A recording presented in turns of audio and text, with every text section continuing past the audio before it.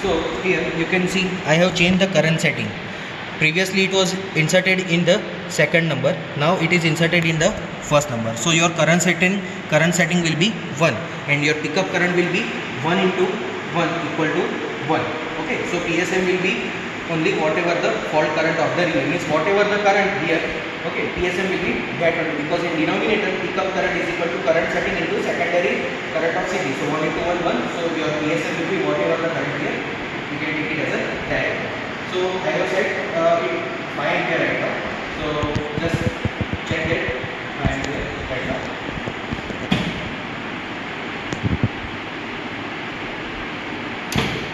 So we can see approximately 4.5 seconds are there, and if you can check here, your for a PSM of 5, your time will be between 4 and 5. Okay, so our reading is accurate. Okay, so we will move towards the next reading. Okay. So our next reading, the procedure is same as it is, but we will make one change. In previous case, you can see this point is at a 1 position. Now it is at a 0.7 position. So your relay time is decreased by, operating time is decreased by 70% of previous for the same reading. Look at this. We are talking about this reading at number 4 reading. Same reading is taken, but only difference is we are taking 0.7. So you can able to see the difference of operating time. Okay, you can verify it on the calculator also. Okay, your approximately operating time will be 3.15 ampere. So I have set the same amount of current 5 ampere. So just I am pressing this on, so you can just verify it. Okay, so just this is nothing but the flag. So whenever the relay is tripped, your flag will set to the down position and you can able to see the red mark. Okay, because in industrial application anyone can able to see if the fault is occur or not. It can be observed by this flag. If your flag shows the red, that means this needle is at down position, means one can understand that there is something faulty condition. So I am just pressing this on, so you can able to observe this.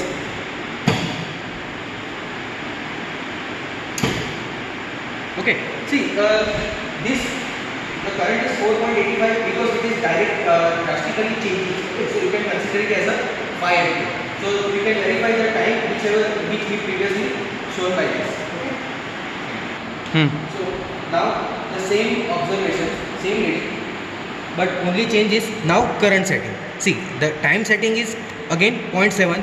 Previously current setting is 1, and right now it is in position 2.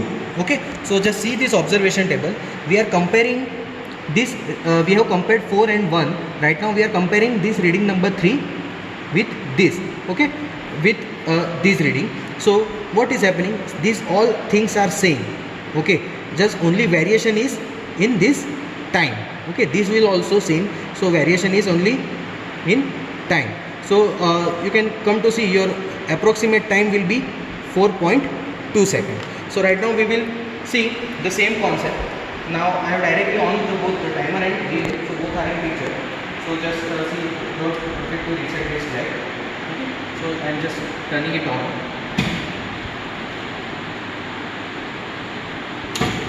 So it is nearly equal to 4 seconds. Okay. So what is the benefit of this?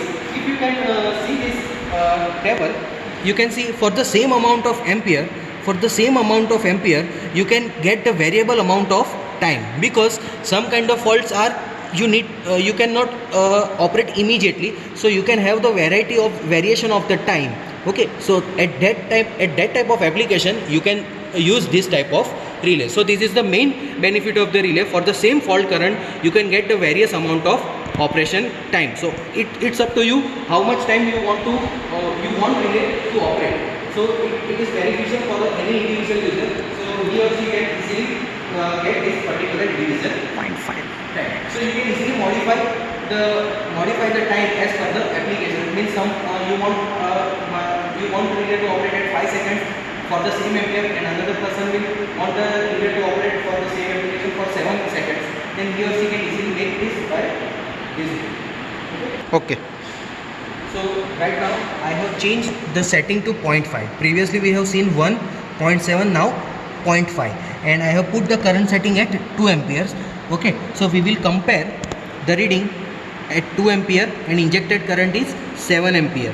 Okay, so your approximately time will be 3, which is 6 into 0.5. How the 6 comes? We are comparing this same 7 to 7. Okay, so here you are getting 6 seconds and here you will get approximately 3 seconds. Remaining PSM will be same. Okay, so just so we are resetting this timer and I am inserting it on, put it on, so you can able to see this. Okay, so 2.7, so it is approximately nearly equal to 3, because as you are reducing the time you will get more and more error because it is a electromechanical reading. Okay, so that's why we are going towards the numerical. Now same reading, but one more change. We are changing the current setting to 1 ampere. Okay, all the settings are same. TSM is 0.5 second. Okay, so I am putting it on. Just observe the reading and just try to see that your variation is nearly equal to 2.20 seconds, whichever previously it is 4.5 seconds. So 1, 5, 4.5 here, 1, 5 here, 2.20. So you can say it is approximately half of that TSM.